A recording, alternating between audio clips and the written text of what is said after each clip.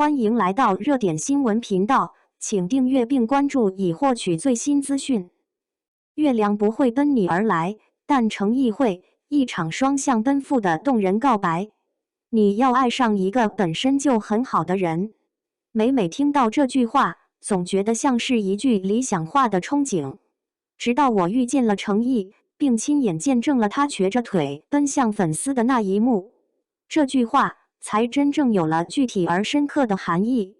那是沉香如屑杀青的日子，天色已晚，夜幕低垂，拍摄现场依旧灯光明亮，工作人员忙碌着收尾工作，而横店外聚集着一群不远千里赶来的果果们。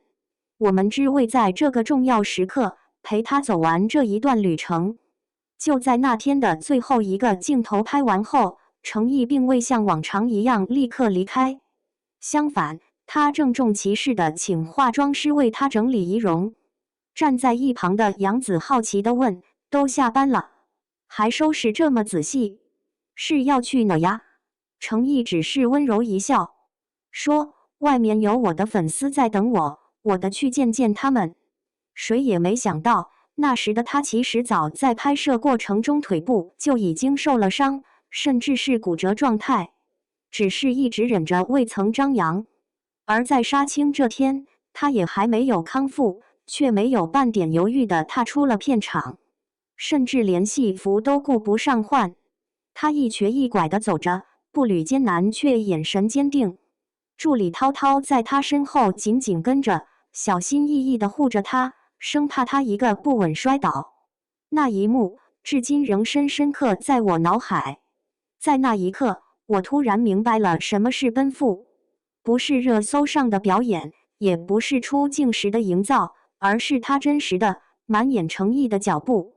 那一瘸一拐，是他的诚挚，是他把粉丝看作真正的同行者的信号。追星多年，我第一次强烈地感觉到，原来偶像也会以一种沉默却坚定的方式回应我们的深情。他终于走到了我们面前，面对一群等候良久的粉丝，他毫不矫饰地深鞠躬，弯腰之低，几乎触的。他眼里噙着泪光，声音诚恳地一遍遍说着：“谢谢你们一直陪着我。”那一瞬间，我们眼里的他不再只是荧幕上的仙君或哪个剧中的角色，而是真切的一个人，一个心怀感恩、懂得回应的好演员，更是一个温柔的哥哥。他的目光扫过人群，细致又真诚，仿佛想将每一个支持他的面孔都刻进记忆。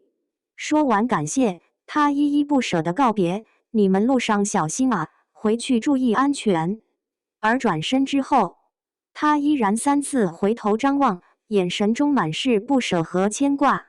我们在原地久久不动，生怕这一转身便错过了他给的最后一个眼神。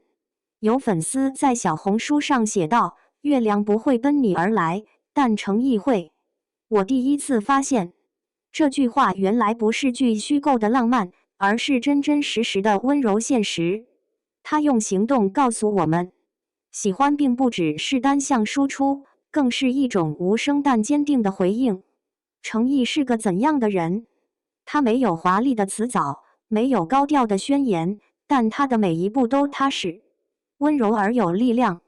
他用那一次瘸着腿的奔跑，让我们明白了什么是双向奔赴。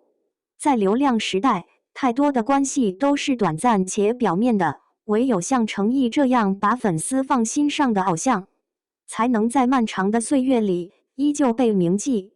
也许追星最动人的时刻，不是站在舞台下呐喊的狂热，而是某一日，当你低落疲惫的时候，忽然想起，这个世界上真的有一个值得你去爱，也愿意回头看你的人。那人就是程毅。